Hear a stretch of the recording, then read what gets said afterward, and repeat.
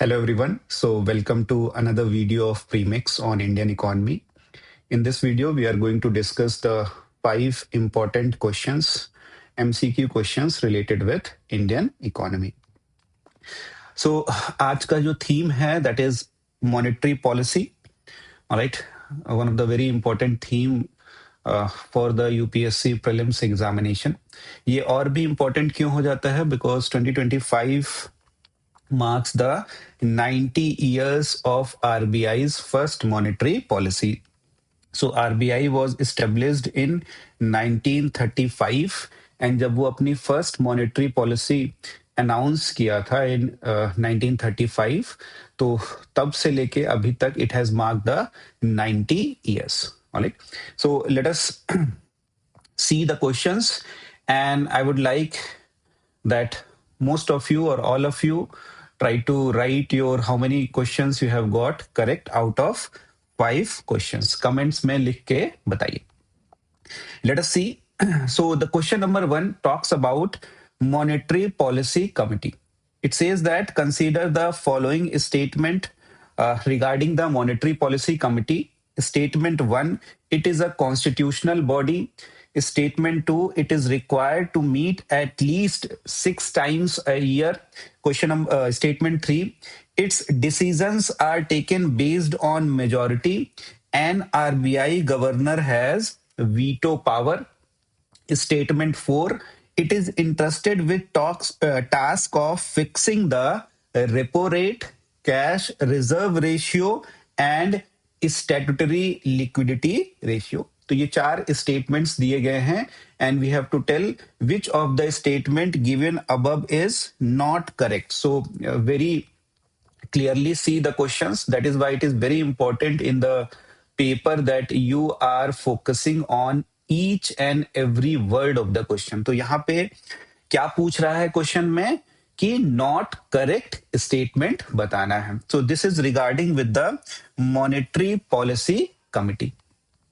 So as you have all known that in 2016, all right, there was transition in monetary policy and we have adopted flexible inflation targeting. Flexible inflation targeting.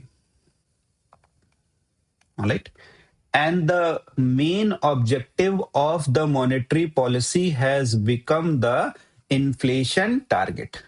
All right, to target the inflation, keeping the goal or objective of economic growth in mind. So abhi monetary policy का one of the key or main objective is inflation targeting. Flexible inflation targeting की बात हुई थी and in 2016 MPC was created. All right, MPC was Monetary Policy Committee was created. First statement, it is a constitutional body. It is not correct because MPC is a statutory body. Statutory body. It is mentioned in the RBI Act of 1934 and it is not mentioned in the Constitution of India. इसके कारण ये constitutional body नहीं है. Second, it is required to meet at least 6 times a year. So right now, as per the statute, MPC is required to meet at least 4 times a year. 4 बार मिलने का है. Alright, mandate है. But usually क्या follow करते हैं? Usually monetary policy committee meets bimonthly. हर 2 महीने पे एक बार मीटिंग करते हैं. But mandate is at least 4 times a year. At least 4 times a year. So not 6 times a year. All right. So this is also not correct. Third statement, decisions are taken based on majority and RBI governor has veto power. So this statement is also not correct. So decisions जो होते हैं that is taken on majority. That is the first thing. Second thing is जो minimum requirement quorum है. Alright, कि minimum required number of members present in the MPC, that is 4 members. Quorum is 4 members. Decision is based on the majority. And in case of a tie, अगर tie हो जाता है decision 2-2, 3-3, alright, then what happens is RBI governor has second vote, जिसको हम casting vote कहते हैं. RBI governor has casting vote, but always remember that RBI governor do not have veto power. कैसे समझ सकते हैं? For example 5 members are present, alright, 5 member, let's say 5 members are present, and उनका जो verdict है वो 3 और 2 में स्प्लिट हो गया है. Let's say 3 members are saying yes and 2 members are saying no, let's say. और इसी 2 मेंबर में let's say 1 member is RBI governor. ठीक है, तो यहां पे जो फाइनल आउटकम ऑफ डिसीजन होके आएगा वो यस होके आएगा. Alright, it is yes. Alright, but if in case it is 2 and 2, 2 and 2, yes and no, then what happens is RBI governor will get a chance for second vote, and उस vote में अगर वो Y कहता है, yes कहता है, तो all together yes हो जाएगा. And if it is against the decision, no कहता है, तो the overall verdict will be no. That is what the idea. So हमेशा ध्यान रखेंगे कि RBI governor has the casting vote. Veto power का मतलब क्या होता है? Veto power means RBI governor किसी भी डिसीजन को ऑल्टर कर सकता है, तो ऐसा कुछ भी नहीं है. Alright, only in case of tie RBI governor gets second chance to vote, that is called as casting vote. ठीक है, तो RBI governor does not have veto power, ये ध्यान रखेंगे. Fourth, it is entrusted with task of fixing the repo rate, cash reserve ratio and statutory liquidity ratio. तो जो mandate of monetary policy committee है, that is only to determine the policy rate. Policy rate किसको कहते हैं? Repo rate. Only repo rate. MPC determines only repo rate. बस यही काम है मॉनेटरी पॉलिसी कमिटी का, ओनली रेपो रेट. ये बहुत ध्यान में रखेंगे. Rest other things are determined by the RBI. ठीक है, तो ये बहुत इंपॉर्टेंट है. मॉनेटरी पॉलिसी का जो मैंडेट है, जो फंक्शन है, that is only to determine the repo rate. CRR कौन डिटरमिन करता है? आरबीआई. एसएलआर कौन डिटरमिन करता है? RBI. So this statement is also not correct. ठीक है, सो पूछ रहा है which of the following given above is not correct. So all 4 are not correct. तो फाइनल आंसर हमारा डी हो जाएगा. Final answer would be D. Right, I hope you got it right. So this is the question. Right, तो बहुत important है monetary policy committee, जो भी सारे उसके बेसिक्स हैं वो आपको आने चाहिए. Right, let us see the question. So option D is correct. ठीक है, so every statement is not correct. Next question, second question, with reference to marginal standing facility, consider the following. MSF. It is a tool used by banks to borrow from RBI on an overnight basis. Statement 2. Under this route, no collateral is required by banks to get money from the RBI. Statement 3. There is, at present, there is no limit on the banks borrowing under MSF. Alright, तो जब आप liquidity adjustment facility और LAF corridors देखते हो, what we see, alright, so in middle we have repo rate, alright. तो in general banks usually borrow from repo rate. कोई भी normal short term mismatch है फाइनेंशियल लिक्विडिटी में, तो banks try to borrow at the repo rate. Alright, so by pledging their government securities. तो bank क्या करता है? बोरो करता है आरबीआई से to manage the short term fluctuation in liquidity, और उसमें क्या दे देता है उसको? Government securities, which is there that कि after certain time, let us say overnight basis, 7-day basis, 14-day basis, ये रिवर्स हो जाएगा.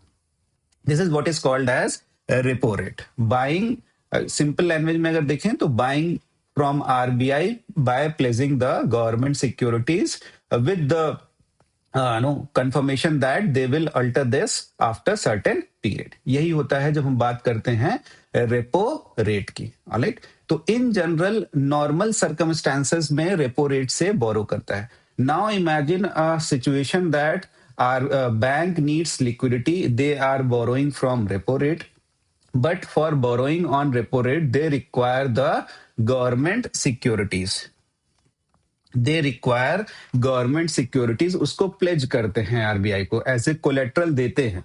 नाउ इमेजिन उनका गवर्नमेंट सिक्योरिटीज का जो अमाउंट है वो ओवर हो गया है. फॉर एग्जाम्पल, जब अगर let us say this is the NDTL of the bank, net time demand deposit, time deposit, जो भी उनकी सारी है, तो one portion they will be keeping as SLR. One portion of this will be kept as SLR, which is not, bank cannot lend this. Another portion, bank we have to keep with RBI in terms of CRR, और let us say उसके पास कुछ और अपनी GSEC है. Bank has have the collection of certain amount of GSEC. So इसको pledge करके they get the money under the repo rate. Now imagine ये सारा जीसेक ओवर हो गया and bank still requires the money. वो अभी short है अपनी लिक्विडिटी में. So what they do, they take the G sec which is part of the SLR, which is part of the statutory liquidity ratio, and they pledge it to the RBI and get the money for an overnight basis. तो जब यहां से pledge करते हैं उसी को बोलते हैं मार्जिनल स्टैंडिंग फैसिलिटी. ठीक है. तो जब हम ये देखते हैं तो repo rate is here, then repo here we have marginal standing facility which is usually अभी जो चल रहा है repo rate plus 0.25%. that is what the idea, 0.25%. And यहाँ पे है standing deposit facility which is repo rate minus 0.25%. ठीक है. तो that is what the idea of marginal standing facility. जो इमरजेंसी सिचुएशन में bank requires liquidity, repo rate के through नहीं मिल सकता. क्यों?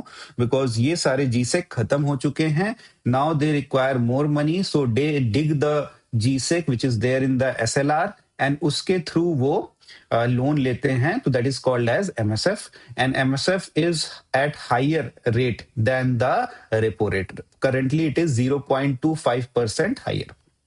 ठीक है. तो it is a tool used by banks to borrow from RBI on an overnight basis. So this is a correct statement. Under this route, no collateral is required. So this is a false statement or incorrect statement. Why? Because yes, GSEC is needed.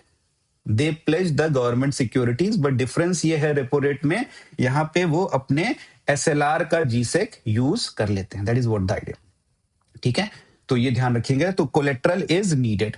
Second, at present there is no limit on banks borrowing under MSF. तो ऐसा भी नहीं है. This is incorrect statement. 2%, maximum 2% of NDTL इतना ही borrow कर सकता है under MSF route. इतना ही 2% of the NDTL borrow कर सकता है under the MSF route. तो ये ध्यान रखेंगे. अनलिमिटेड बोरोइंग नहीं कर सकता है through marginal standing facility. All right. So which of the statement given above is are correct? So first statement is correct, second is wrong, and third statement is also wrong. ठीक है. तो क्या सही answer हो जाएगा? Final answer A only. All right. So option A is correct. That is what the idea. ठीक है. तो ये ध्यान रखेंगे, मार्जिनल स्टैंडिंग फैसिलिटी, जितने भी मॉनेटरी पॉलिसी टूल्स हैं उसको जरूर से बेसिक सारे आपके कंप्लीट होने चाहिए. ये सारी बातें हम करेंगे प्रीलिम्स क्रैश कोर्स में भी. ऑलराइट. तो next question number 3, which of the following would result in an increase in money supply in the economy. Alright. Increase in money supply in the economy. ठीक है. तो जब हम मॉनेटरी पॉलिसी की बात करते हैं, when we talk about monetary policy, alright, तो it can be expansionary monetary policy, it can be expansionary monetary policy, और it can be contractionary monetary policy. Alright. Contractionary monetary policy. Expansionary क्या होता है, increases money supply. Contractionary में क्या करना होता है, इट डिक्रीजेस मनी सप्लाई। ठीक है, तो एक बार देख लेते हैं। इंक्रीज बोल रहा है इसमें क्या क्या दिया है, increase in reverse repo rate. तो अगर आरबीआई रिवर्स रेपो रेट बढ़ा देगा तो it will incentivise bank to park their excess fund with RBI. ठीक है, अगर रिवर्स रेपो रेट आरबीआई बढ़ा देगा, इंक्रीज कर देगा, तो बैंक को क्या ज्यादा फायदेमंद रहेगा, to park their excess fund with the RBI rather than to lend. तो इससे मनी सप्लाई इंक्रीज नहीं होगा, रादर इट विल डिक्रीज। तो दिस इज नॉट करेक्ट।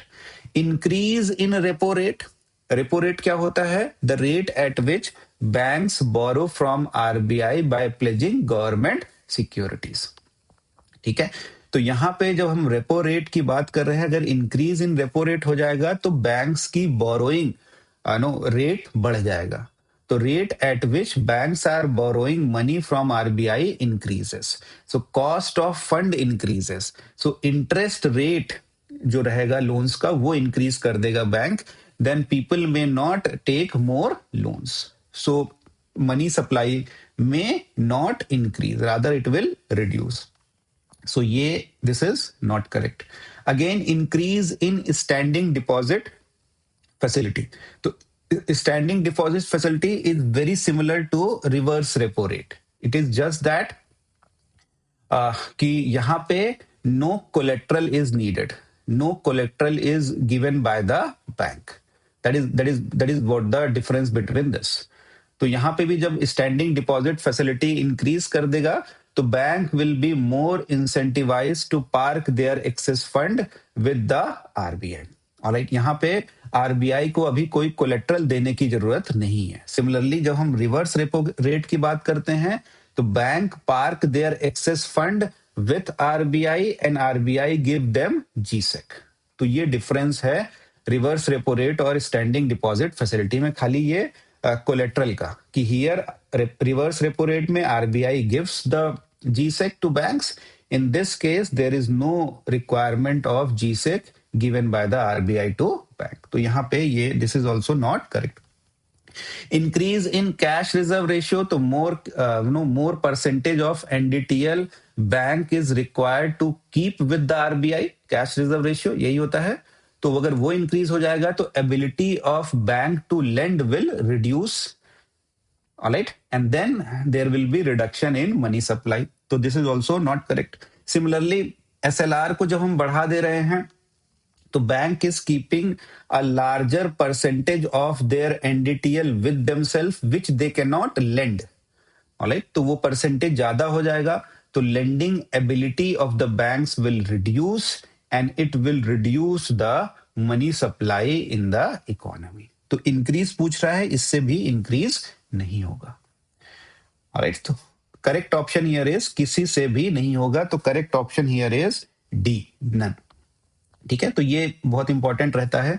तो ये सारी चीजें आपको पता होनी चाहिए कि किस इंस्ट्रूमेंट से no there is increase in money supply, किस इंस्ट्रूमेंट से there is decrease in money supply, inflation increase हो रहा है तो उसके लिए फिर कौन से क्वांटिटेटिव टूल्स यूज होंगे, उनका डायरेक्शन क्या होगा, इंक्रीज होगा, डिक्रीज होगा, ऑल दोस थिंग्स आपके बहुत क्लियर होने चाहिए, ये सारे concepts. Alright, next, consider the following regarding the weighted average call rate, that is WACR. First, it is the average interest rate at which banks lend and borrow money from each other for overnight period or overnight basis. Overnight means one day. It reflects the long-term cost of money in the banking system and it is used by RBI as operating target for monetary policy. तो weighted average call rate क्या होता है, तो it is a average interest rate जो banks आपस में लेन then करते हैं, लेंड एंड बोरो आपस में, that is what the weighted average call rate. उस जिस इंटरेस्ट रेट पे आपस में लेन देन करते हैं मनी का, lending and borrowing for an overnight period, उसी को हम बोलते हैं वेटेड एवरेज कॉल रेट। तो first statement here is correct statement. Second क्या है कि it reflects the long term cost. तो ये लॉन्ग टर्म कॉस्ट नहीं रिफ्लेक्ट करता, rather it reflects the short term, overnight lending ले रहे हैं, लेन देन जो हो रहा है, तो it reflects the short term cost of money in the banking system. So this statement is not correct. It is used by RBI as operating target of monetary policy. So this statement is correct. All right. ये previous video में हमने सारी कुछ cover कर रखा है, operating target of monetary policy. So this is correct statement कि जो operating target for monetary policy है that is weighted average call rate. Comment में एक बार करके बताएंगे कि अगर मैं ये बोलता हूं कि वेटेड एवरेज कॉल रेट जो WACR है, it can either be above repo rate or it can be either the below repo rate, whether this statement is correct or not। ठीक है, थोड़ी सी आपकी भी अंडरस्टैंडिंग देख लेंगे, कमेंट में बताएंगे कि WACR can either be higher than repo rate or it can be lower than repo rate। Alright? Alright? तो ये बताएंगे whether this statement is correct or not। Alright, तो यहाँ पे फाइनल क्या आ रहा है?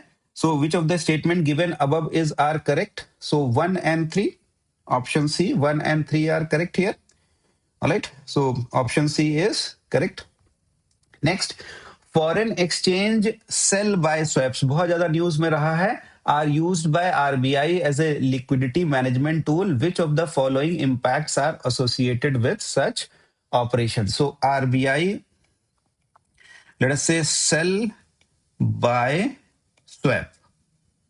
सो फर्स्ट इंस्टेंस में ये टू वे में होता है।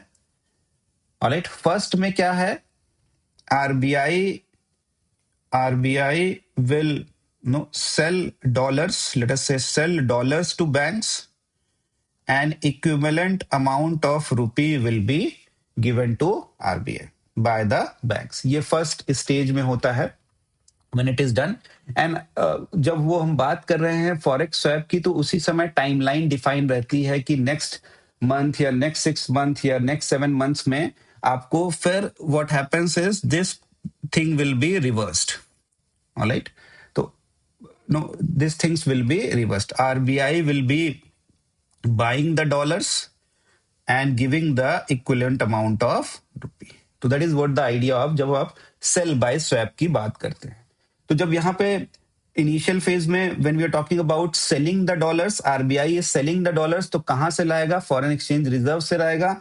It will lead to decrease in foreign exchange reserves। So this is a correct statement। ये this will be the impact।